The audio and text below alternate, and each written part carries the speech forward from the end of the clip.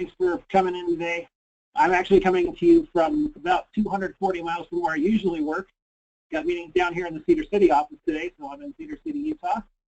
And meetings have gone well so far today, so you're one of the meetings I have to. So, all right, I don't have a lot of new stuff to show today. I wanted to make this more of a Q&A session, but I did come across something interesting recently when one of the courses we're actually in the middle of filling right now is the brand new Cisco ICND series, ICND 1 and ICND 2, because those exams are being replaced. And so what I always like to do is read up on how other people cover stuff because, well, I will often somewhat reuse what they do. It's just what we instructors do a lot because, you know, inevitably there's always somebody out there who comes up with a better way of explaining something than you do. I'm not saying you, I'm saying me. So one of the things that I've covered a lot when it comes to figuring out a specific subnetting topic, which is identifying the host and the broadcast address for the subnet, is I always recommend using binary ending.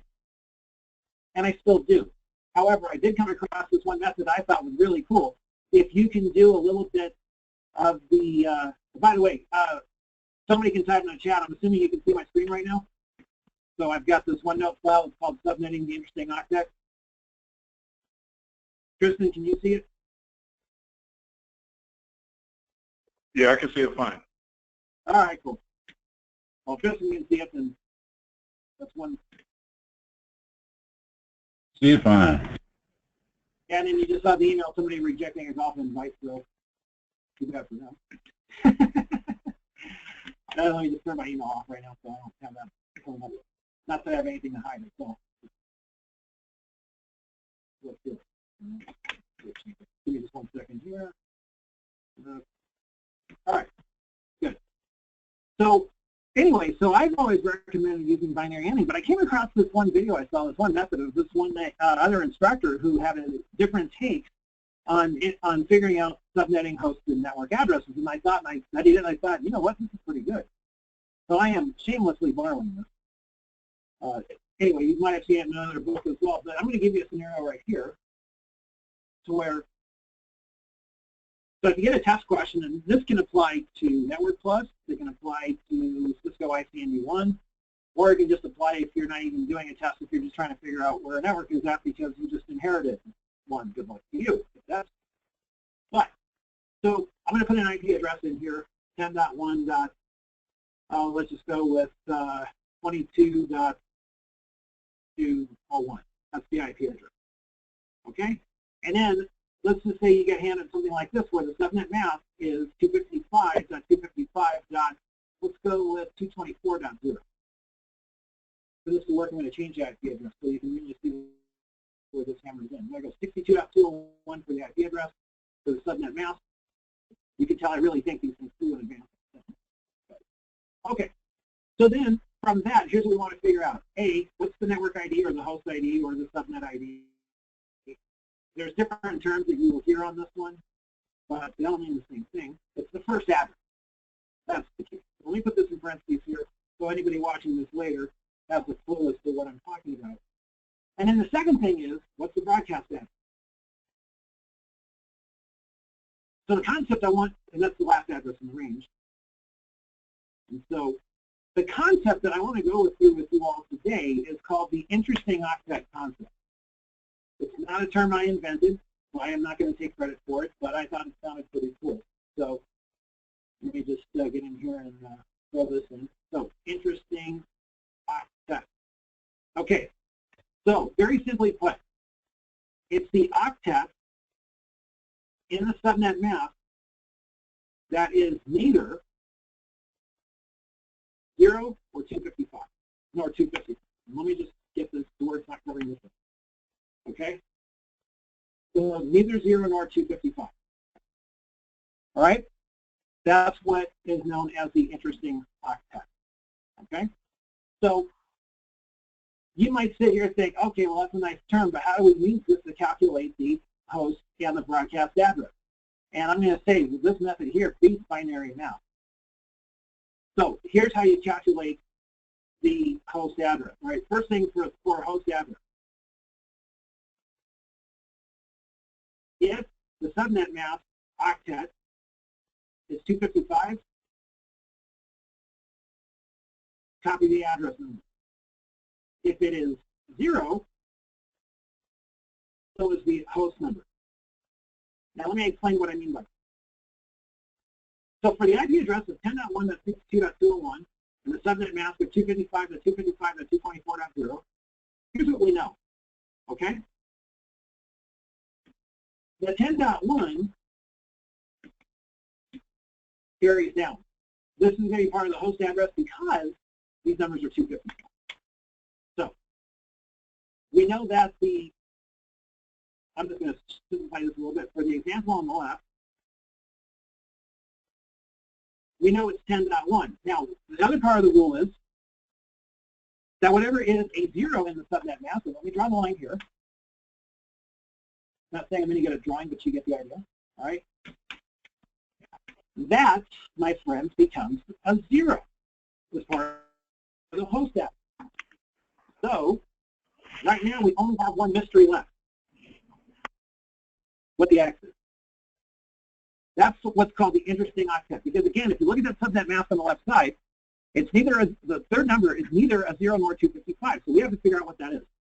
Okay? Now, here's where it's interesting. Here's the interesting math. And I'm going to just move this here a little bit, shorten it up a little bit. All right, here we go.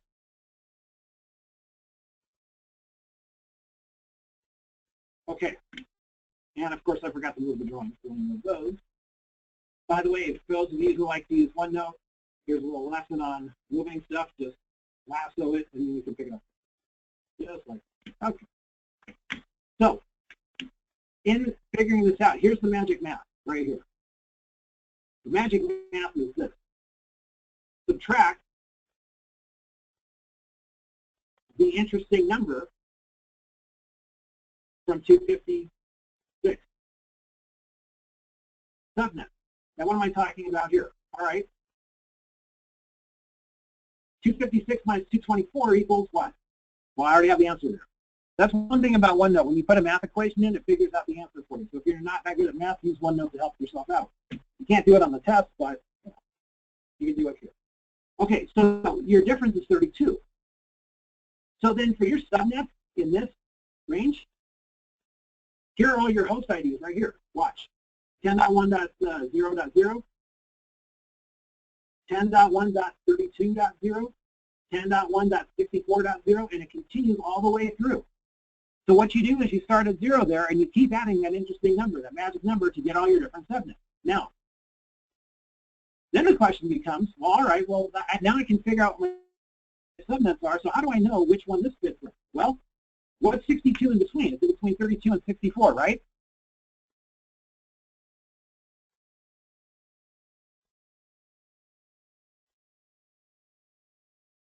So, because this IP address is in between 32 and 64, your host IP address for this network is this right here. This is your host, okay? 10.1.32.0. Now, the example that I saw also went through some of this stuff to figure out what the broadcast address is, but I'm going to take the example that they have and I'm going to simplify it for you here, simply because to figure out the broadcast address, it's very simply this, and I'll put this note over here.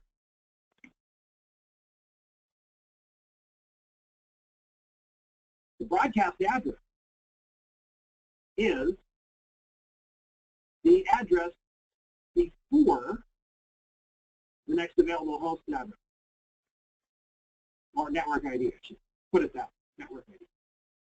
So in this example here, next network ID is 10.1.64.0, so the broadcast for the previous is the previous available address, 10.1.63.255. So you're basically subtracting 1 as far as the address is go. So for this particular network, we didn't have to do any binary math. What you do is you take the interesting octet, you subtract that number in the interesting octet from 256. What that gives you is where you split those networks up. And then you find out what your IP address is up here, and you slot that in between whatever two addresses you have, and there you've got it. You've got your host and your broadcast figured out. You didn't have to do any binary math. Now, if you're watching this thinking I prefer the binary method, that's why they made different ways to do it. So that's my lesson. Pardon me? I was just going to say that's a nice way to do it. Yeah. Looks complicated at first, but once you get used to it, I mean, that could be real easy to identify those without having to end. Right. Nice. I like that. Yeah. So the guy who wrote the guy who wrote a bunch of the Cisco training material actually presented this in a video once. His name's Wendell Odom. So I'm just taking his ball and running with it.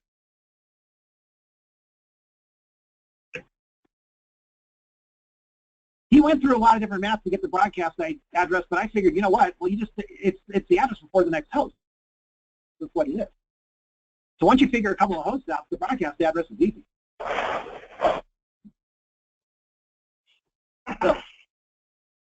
Okay, so that's what I had to show all of you.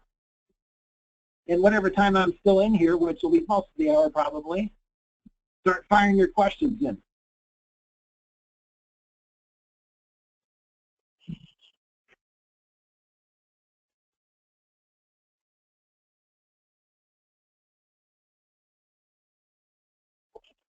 AC, do you remember those questions that you were asking about on Thursday?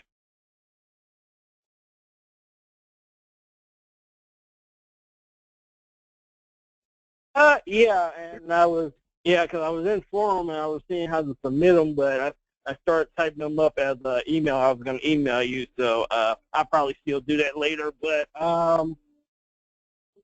yeah, because like one of the questions, because I had just taken the 902 on Thursday, I passed it and everything, but hey, congratulations!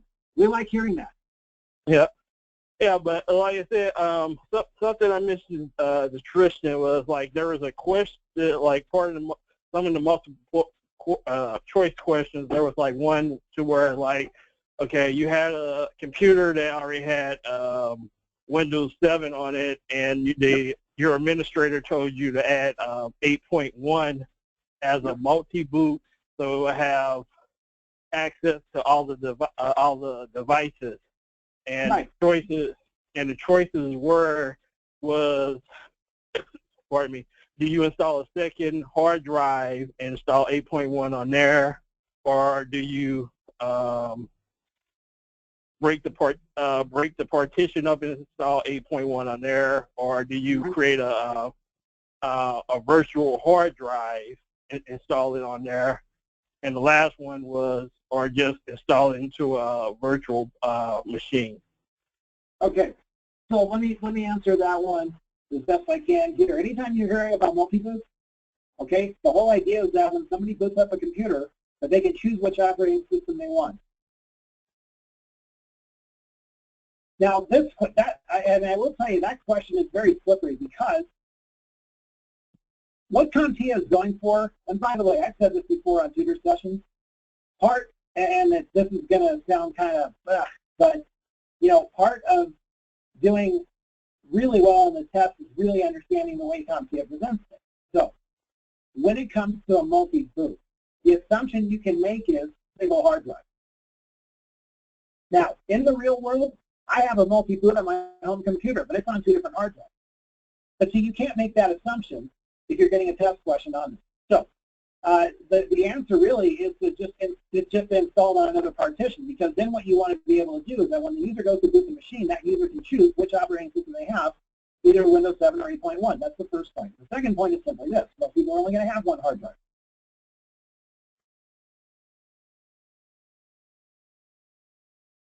So to answer your question, AC, I would go with the option that says just installed on a different partition, same drive.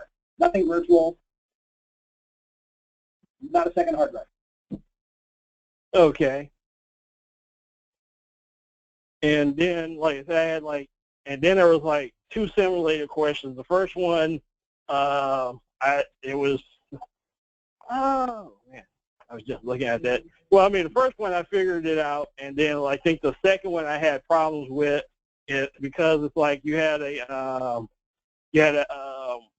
computer with Windows 7, and what they did was they say, okay, they want you to go in, change the computer name, change the password, and then go ahead join to a domain, and then map it to a network drive. Now the only problem I've seen there they had all that in one question. Yeah, that was the simulation. It was like 2 simulation questions, and that was like the second simulation question. Oh, okay. And the only problem I had is that either from the desktop or when you went into the control panel, you couldn't access network and sharing.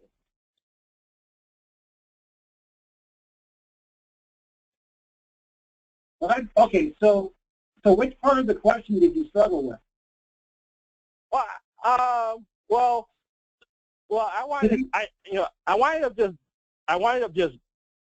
because I think I wind up doing it into the home group, but I couldn't get to the part to where I went ahead and renamed the computer because I couldn't get because I was trying to go through network and sharing from the icon on the desktop or down in the on the taskbar, and I couldn't get it to there. Then when I went into the control panels and tried to click on network and sharing, I couldn't. It wouldn't do anything. So I was like, okay, now how am I supposed to get to where I go ahead and change the network adapter? Right. Okay. Well, a couple of things. First of all, now I'm on Windows 10. Windows 10 is not on the 8+ stuff, but this is going to be pretty close. It's very important on the control panel. So, yeah, if I go over here to network and internet, I can get to the network and sharing center that way. All right? That's one. Now, if for some reason they're not giving you that option on the test and you're thinking, I got to rename the computer, keep in mind this option. You always have the option of bringing up Explorer and then just right-clicking on the C drive, or right-clicking on this PC or the computer name, and then going to manage. And why it's taking so long to come up on my PC, I don't know. Actually, that's not the one I wanted. That's right. That's for something else. You can right-click the PC and go to Properties. See, this is why you should follow your first instinct. Because my first instinct was to go to Properties, and I didn't do it. Okay, and then from here, you can get into that screen and you can change the settings in your computer. So there are a couple of different ways to get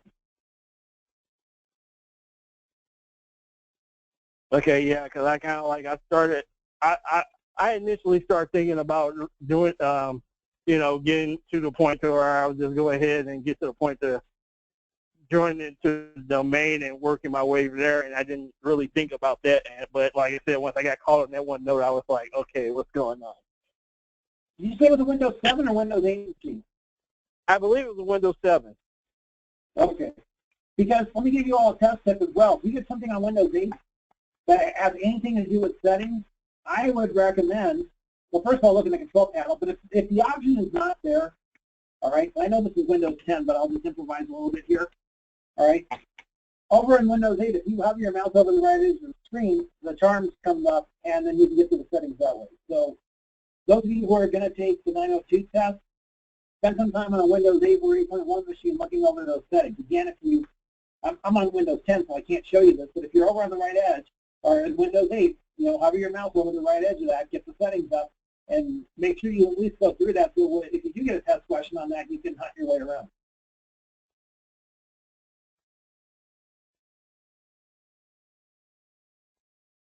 Yep. So, HC, no problem.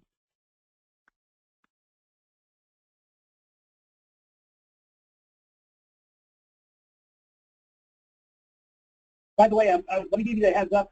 I don't know how many people this applies to today, but the Office 2016 tests have gone back to the old method of testing to where instead of you're getting one big project, you get a bunch of little projects to do. Heck of a lot easier in my opinion. I had another one from there to where it said, let me phrase it correctly. So it said that you had a network of Windows 7 computers, and you added a Windows 8.1, and you couldn't remote access into it. But then they checked all the Windows 7, all the computers on Windows 7, and the remote access was working on net. So the choice, so it's like, okay, so what's your next step on doing? Enable remote access on the Windows 8 machine. That's it. That's a trick question if there ever was one. My point, okay, my point on that one. My point on that one is very simply this: if you get to your computer's properties, I mean, I'm on Windows 10, all right? I'm very glad that you asked that, okay, because this is really good to know. All right, that's a trick question, because they're trying to make you think that having a different operating system has anything to do with remote network access, and it has nothing to do with it. All right, whether it's Windows 7 or Windows 8, it's the same system. You get to your control panel, you get over to system here, you get to your remote settings, and then whether you're on Windows 7 or Windows 8, it's the same screen. So that's a machine-to-machine basis. Fortunately, that has nothing to do with what operating system they're running. Okay. So they put the Windows 7, Windows 8 in there to try to sniff out, can you decipher that this really is not a difference in operating system type of question, because it's not.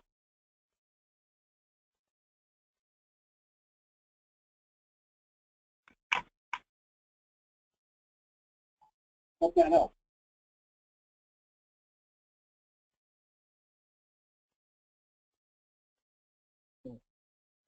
It's funny too, because sometimes, okay, so I took the 800, I took the A+ 900 series test. I want to say I took one in December and the other one in February, but truth is I can't remember. I don't remember when I took them. But there were a few questions that I was just kind of laughing at. It's like, okay, nice try, guys. Because they were actually trying, I knew they were trying to trick people.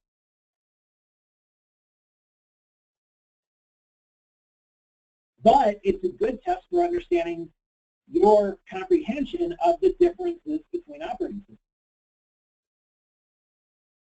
And in reality, when you're talking about Windows 7 versus Windows 8, there are only big differences in terms and the settings screen. I mean, look, I'm going to tell you this right now. Once you all get the control panel for Windows 7 and Windows 8, it's the same thing. It's the same animal. The Windows 7 had home groups. They still exist in 8. The only difference is in Windows 8, you're getting them from the settings screen instead of the control panel, if you so choose. But, look, it's a different card, but it's the same engine, basically.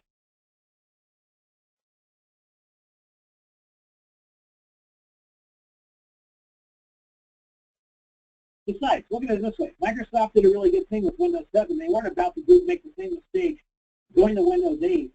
8 they kind of did, but 8.1 versus when they went from what was it? Windows, oh gosh. That one in the middle. Who remembers, who in here remembers Windows ME? Yeah. Disaster. So,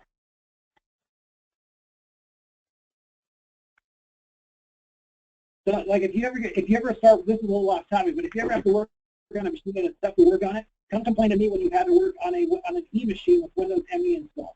Then you get to complain. Until then, you don't.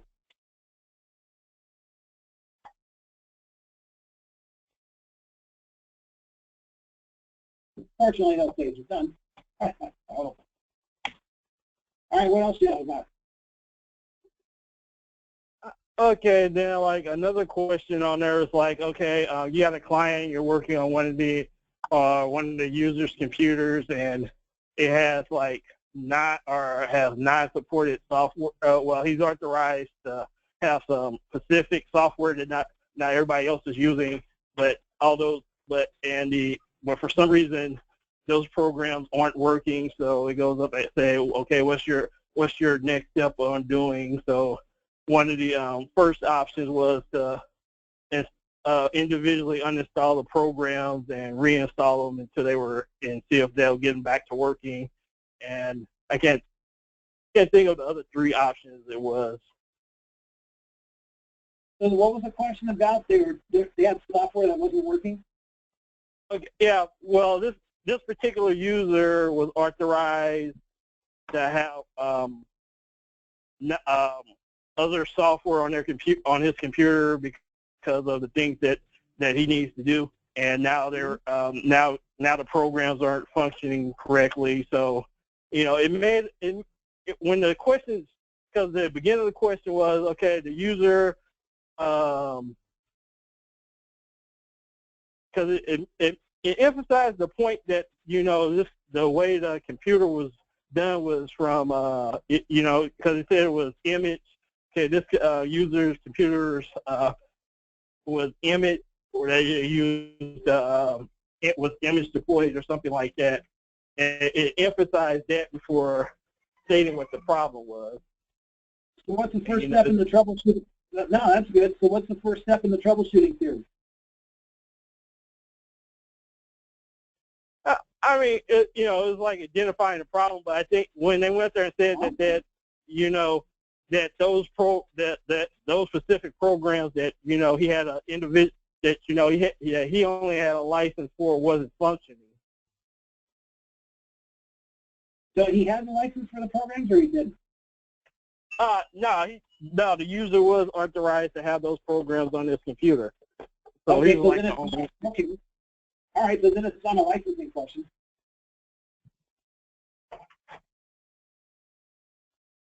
Yeah, see, that's the thing. Okay, listen, this is for all of you. When you get that type of question, you got to sniff out: is this really a licensing question or not? And CompTIA's thing is very simple on licenses. Just make sure people have the proper licensing when they go to use software.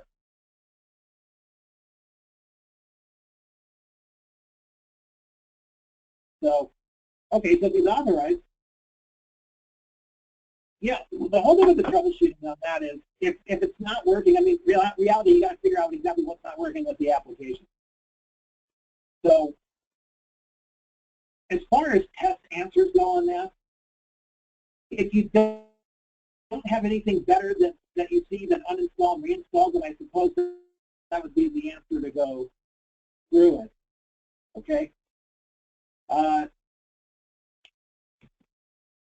The point being, and this is going to sound like a very general answer, but whenever this is for all of you, when you get a general troubleshooting question, all right, and you look at those 4 or 5 answers for multiple choice, the first thing you've got to figure out is, well, what's practical here? Because you're going to see a couple of answers that are impractical. They might sound good, but you've got to just, look, let me just say this. When you get a troubleshooting question, you're like, I don't know. I'm not sure. Here's what I do. You look over the answers, and then you figure out, okay, if I'm the technician here, which ones would I try to do? You following me on this one? Which ones would I try to do? Uninstall and reinstall? Certainly something within the possibilities of what you would try.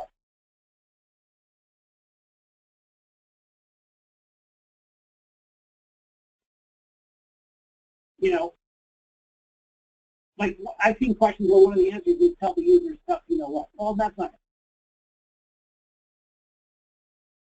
And another one would be like an answer that says, we'll look for alternative programs. So we know in the workplace that's a very tough job. So my point to you is look over those answers and just look. All you got to do with the troubleshooting questions, they try to hype it up more than what it is. What it is if you're actually in the process of trying to do something, just do the most common sense thing. That's going to be the answer.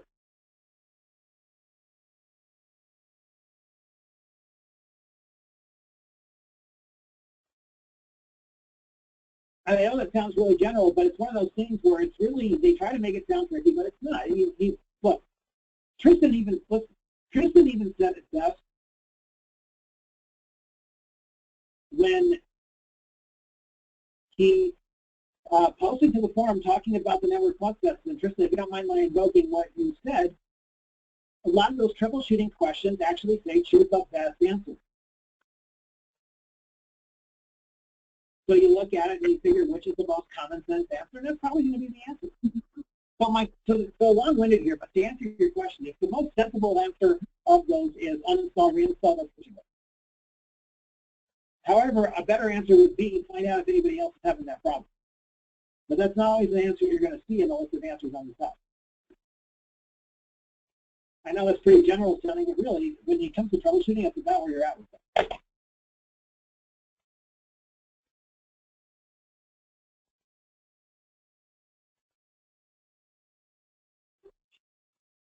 Yeah, it's good to know the steps, especially for the Net Plus exam, but I think troubleshooting is its own knowledge domain. It's just about all of the exams now. Well, one thing that they did for me is, you know, sometimes they would start me at the beginning of the troubleshooting process, and sometimes they'll put you in the middle of it and have you identify the next step. So you got to kind of, I mean, it's about interpretation.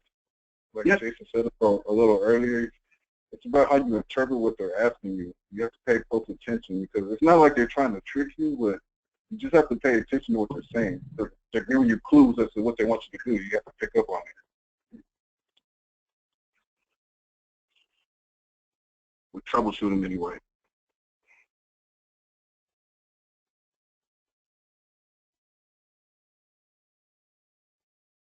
In other words, don't overcomplicate it. Just like you would be troubleshooting in real life, don't overcomplicate it.